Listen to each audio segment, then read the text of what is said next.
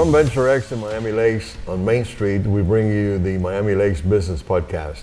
Venture X is a place that you could rent an office for as low as $750. So that's I never started the program with a plug, but now I'm giving it to Enrique. Enrique's a nice fellow.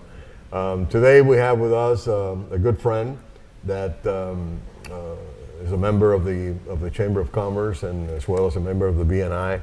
And his name is Carlos Andres. He's also a very well-known person in the community. So welcome, Carlos. Thank you. To our to our podcast. It's good to have you here. Thank you for having me. Okay, so let's begin by telling us a little bit about Carlos Andres. Carlos Andres, the person. Carlos Andres, the family man. Carlos Andres, the CPA. So let's start there. Yeah, no, and thank you. I mean, look, this opportunity, wouldn't be possible without you, Fred, and the Casamayor family, Tico and Matthew, and Ghani Films is here as well, and Venture X for hosting here. So essentially, yeah, I've been here in Miami Lakes, my hometown since '92. Lucky enough to marry, let's just say, the girl next door, my wife Carly. I have my two kids, Brielle and Emery, which are now 11 and 7. And I'm very lucky to live, work, and play here in Miami Lakes. I know you used to say that phrase a lot. That is a blessing. Yes. And that phrase was, I think, born back from the Grams when they first started Miami Lakes. And I'm a proud CPA, a certified public accountant, in what I specialize in. And I've been actually on my own now since 2023, when I opened up my own accounting firm, and essentially, what we do, and it's funny because a lot of people say, well, you must do taxes, and I get that probably every time I mention that I'm an accountant, and what I do is a little different.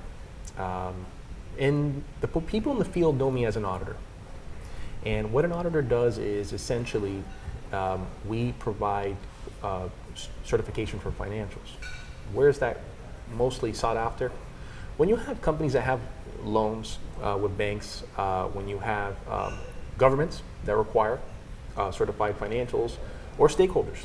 And stakeholders are investors of a company / members, right, of a business, or stockholders.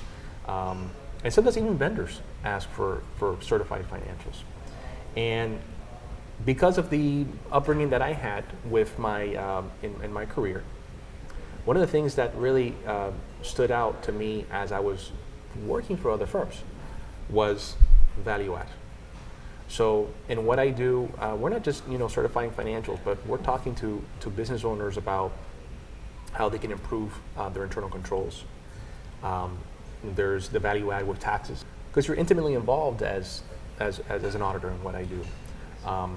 And for me, something that I felt so passionate about and getting into what I did was that I felt, and others like my colleagues, we are protecting the stakeholders, right? So we're making sure that there's transparent information in the financials that we're reporting to these stakeholders, and more importantly, you're working in industries that you enjoy, and that's the beauty of this field. You get to pick and choose for the most part what you want to specialize in.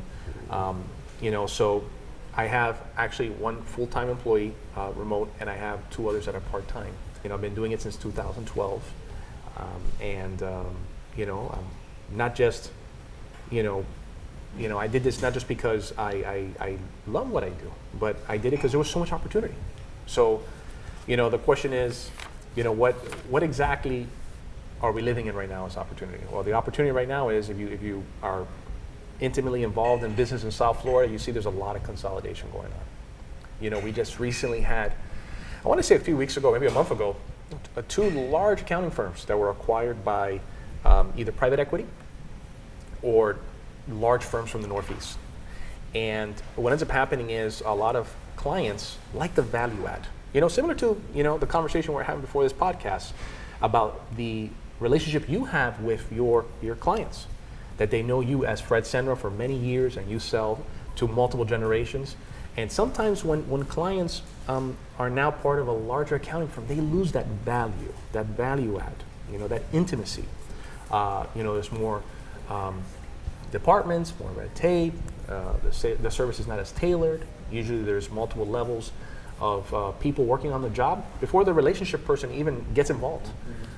So Fact that that companies need to have the advice of a CPA for maybe tax advantages situation that maybe the business is not aware of that could implement, but then the CPA would advise, and we will show them how to implement it in order to take all the advantages that are there for the having. So.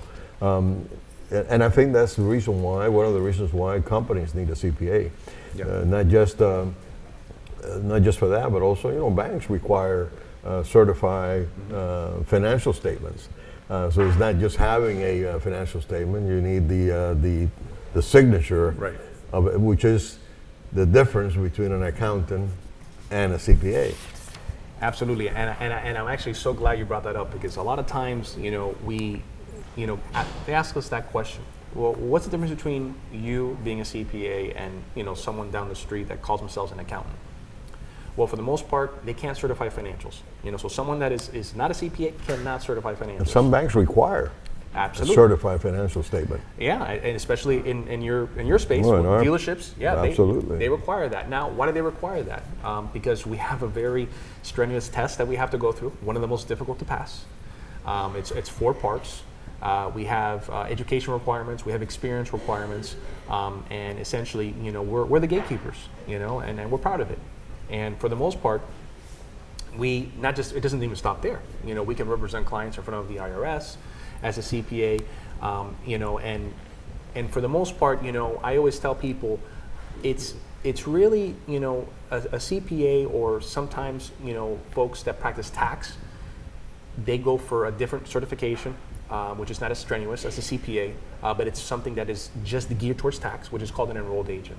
So I always tell people, if you don't want to hire a CPA, at least hire an enrolled agent, right? You want to make sure that people have the qualifications, because at the end of the day, they're looking out for your best interest. Constantly, every single time we're having the state legislature meet in Tallahassee, making sure that we explain to our legislators that we are regulated for a reason. Continuing education, every single biennial we report this information, and making sure that the bar stays high. Because once you lower that bar, you get the examples I was just giving. So, were you always a numbers guy when you were in school? Yeah, I mean my grandfather was actually, funny enough, both of my grandfathers were numbers guys. One of them they used to call him the human calculator.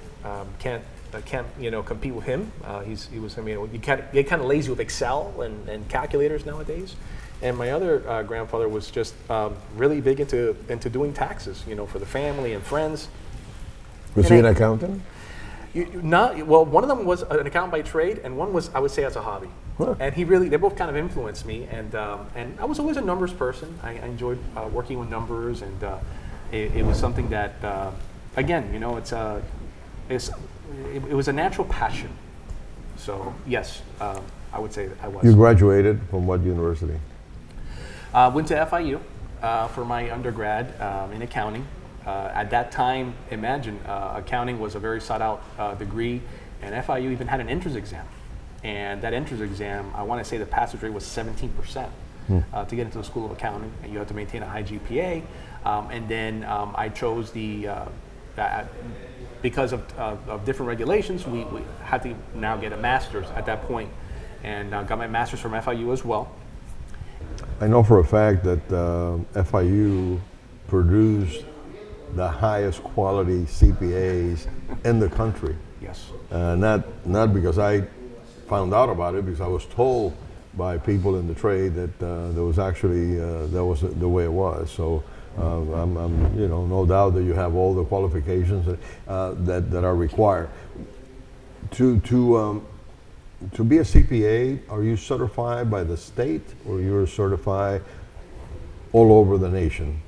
Yeah, and that's actually a very good point. So, and to your commentary about FIU, if you pick up right now the Forbes, I want to say most influential accountants, a lot of those folks are actually from Florida, and there's a lot of orgullo, as we like to say in Spanish. Pride. Yeah, pride of Tony Arguez is on the top of that list. He's an FIU alum, and like him, there's many others, and we're very excited to have that reputation. Now, to your point, we take a national test, and then we get licensed by the state of Florida. We have to, at that point, it's as soon as you pass that exam, you get licensed state of Florida, and then we have something that's called CPA mobility. And what does that mean? That most of the states in the United States have similar requirements.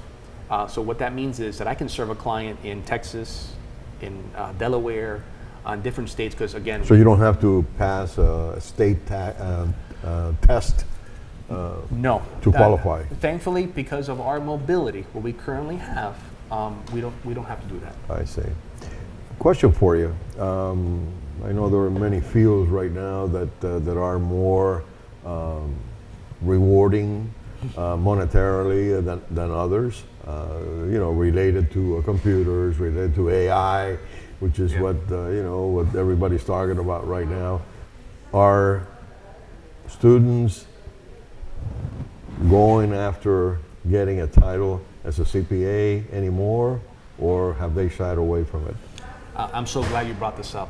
This is actually something that I'm, very passionate about. I'm actually a board director for the Florida Institute of Certified Public Accountants. So that's FICPA in Florida. So I sit on the Miami-Dade board. And part of what we're doing there is not just to make sure we have member involvement, which actually we have something coming up, partnering up with the Miami Lakes Chamber in the coming weeks for a networking event. But something I'm passionate about is what is called the pipeline. Now, what is the pipeline? We're trying to get out there, mobilize, to influence younger generations to come into accounting. Why? We had 300,000 people leave the profession in recent years. And to your point, why is the profession in total decreasing? It's because you have a lot of baby boomers that are retiring. 75% of CPAs are retiring in the coming years. Wow. Now, why is that? Well, we're known to have a stressful working environment, working long hours. The test is hard to take. Meeting deadlines constantly. Deadlines. Yeah, and but there's a lot of things that in not just the pipeline, but things that are going on in the profession to help. So part of that is AI. AI is coming in to help out certain things in our profession. We've been more of a global network now. So we're working a lot with folks in the Philippines, India, South America now. Outsourcing to help out with the folks here, and then the Florida Institute of CPAs is really pushing the for different pathways, right? The pathways are, for example, instead of getting a 5-year degree, or sorry, an additional year after your 4 years, you have more work experience and you get your CPA. I personally think, and I do Accounting Opportunities Week at Barbara Goldman, Career Day here at Bob Graham Educational Center. I'm actually attending Madder Lakes next week for Career Fair, and that's really the commitment to the pipeline, right? So we're trying to get the word out there that this is a promising career. If you're good at math, you're organized, and you can communicate, this is the career for you. There's a lot of opportunity, different industries to get into. You don't have to be like me, serving the public. You can work for private accounting, like you're in your business at a dealership. You can work for a government, like the town of Miami Lakes. It's not one shoe fits all. There's opportunities to do different things.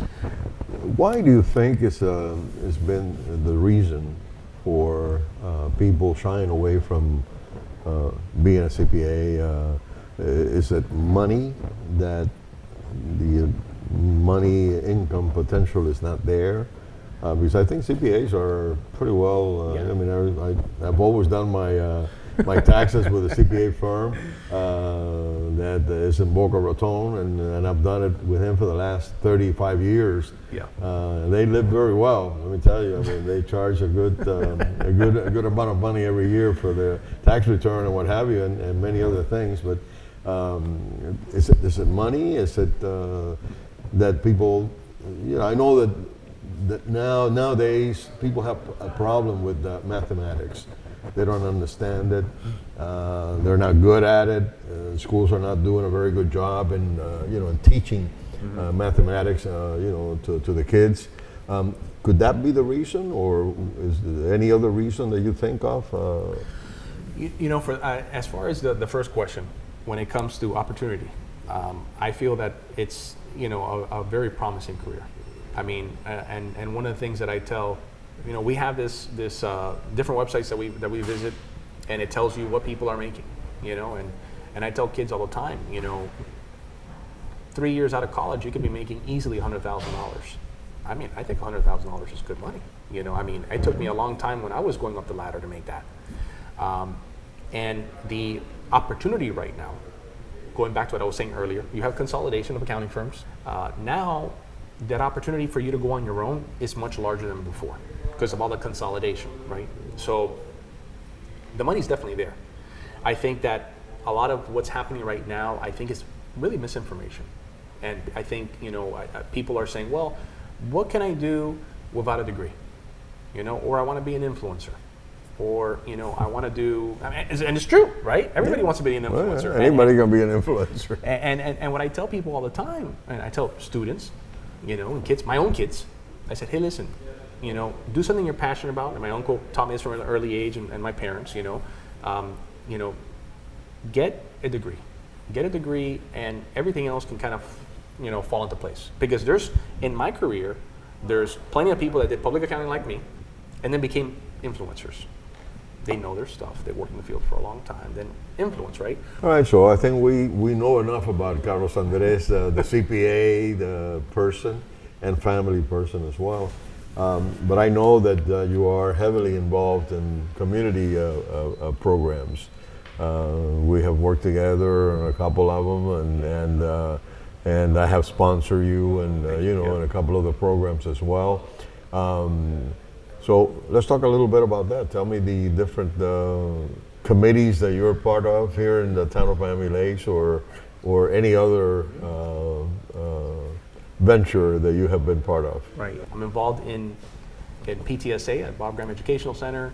I actually started a long time ago in public service back in 2014. I was on the Part 3 committee, which is something here in town of Miami Lakes, where the Graham companies wanted to donate the Part 3 to the town and what to do with it. So I was part of that and made a recommendation. Unfortunately, we're still in the spot that we're in. Which nothing has been done about it. Yeah. Still there, but. Still there. Durham has some requirements, some very expensive requirements in place, right? And then, fast forward, through that whole tenure of me growing up, I used to always be into, making sure that the neighborhood is safe and, telling neighbors to call 3054 police. And actually, a few years ago, very rare, my claim to public safety was I was burglarized. And again, very rare in Miami Lakes. I look at the stats every month in public safety committee, and we had one last year. And I had someone in my home and literally fist fought the guy. Thankfully, everything kind of worked out the way it did. And there was no weapons involved. He got caught, thankfully. But that was like the last push that I really had in me to get involved in public safety. And I've been now in the Public Safety Committee for a few years. And what does the Public Safety Committee do? I like to call us like the extended, department or division or group of our sheriff's office and of, the fire department. So we're out there doing public service announcements. We did one for 3054 police, the holiday safety tips. We did that with this past holiday season.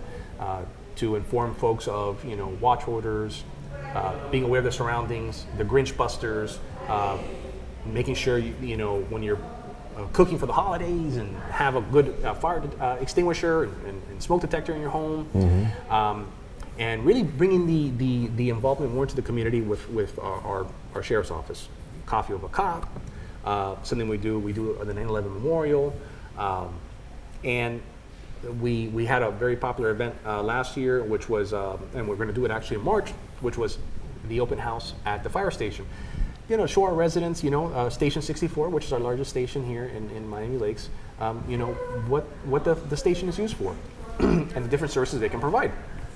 And something that I was working on for literally a year was Cars for Heroes, which is going back to your comment. Great event. Thank you so much for your support and the many others that supported that event.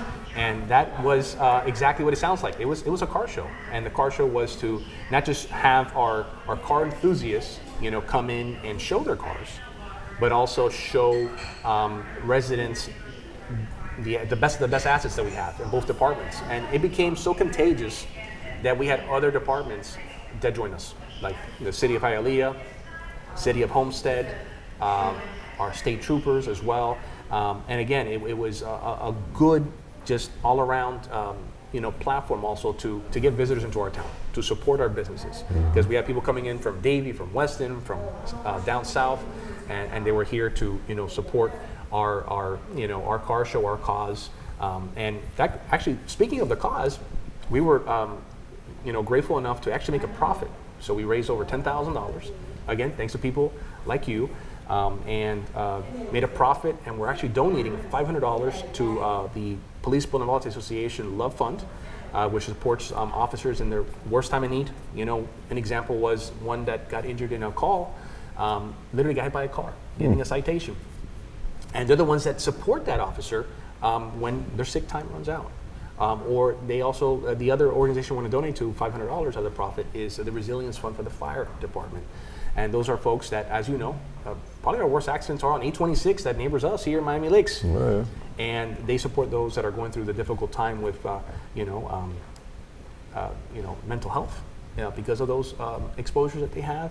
And just recently, actually, with Gani Espinosa, we did a documentary which you were in. In the 25 years.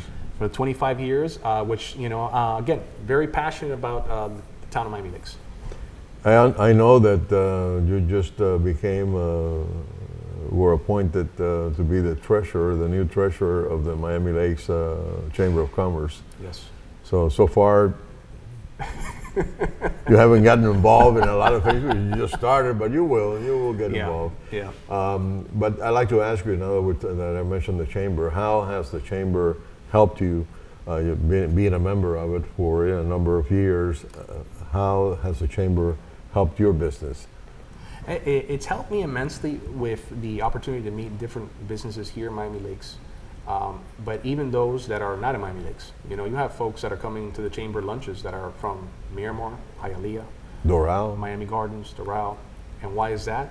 It's a testimonial to you, to Matthew, to Tico, to Ray Palacios, our current president. We're a powerhouse when it comes to a chamber. So it's really been absolutely wonderful to get that exposure out there. I mean, right now, I don't know if I said it earlier or not, but we actually have a partnership coming up with the CPAs. So we're going to put it out there to the CPAs in both Miami-Dade and Broward County to come join the chamber. So it's been an opportunity, again, not to just meet other businesses, but also CPAs, because our strongest referral source in the CPA world is other CPAs. Right. So it's been wonderful. So as treasurer, look forward to working with everyone. We look forward to to having you as a treasurer in our organization. But so I think we pretty much have covered a lot of areas regarding the CPA career, regarding the person, regarding the community involved person as well. So what other plans does Carlos Andres have here in the community? Well, I take a lot of pride in having folks reach out to me, neighbors. I get calls from neighbors from the west side of Miami Lakes or the east side of Miami Lakes, and it could be any issue. It can be an issue related to, a street being worked on, whether it's trees in common area and they need to be trimmed, and the people that run Miami Lakes are wonderful, and. Me, at some point, when the time is right, I will run for office. It's something I'm passionate about. That So you do have political ambition. I do, and it's something that, again, I love my town. I love Northwest Dade. You know, a lot of my inspiration has been, you know, I love helping people. I love, you know, gathering neighbors. I mean, I'm very active in my neighborhood, our neighborhood chat. You know, making sure that establishing that environment and really pushing the betterment of Miami Lakes, and that's really been something that your family has been, you know, a leader on. You know, everyone here today has been, you know, an inspiration, and working together with others involved in the community, we can make Miami Lakes, you know, it's already a wonderful place, even a better place to do Even business. a greater Right. place to live, play, and work. Yeah, absolutely. Absolutely. So Absolutely. it's you know, I take a lot of pride in what I do, and it's really, you know, all around, you know, and not just being a public servant and a neighbor and a friend to people here in my town, but, you know, being obviously a CPA as well. Yeah, so we'll probably see you the next time that we interview you, maybe as a local politician, local councilman, or who knows? Only time will tell. Only time will tell. Yeah. Well, Carlos, we thank you so much for accepting our invitation of being our guest here in the Miami Lakes Business Podcast, and we thank you so much for being here. No, thank you for the opportunity, and thank you for everyone else for putting this together. Okay, folks, and until next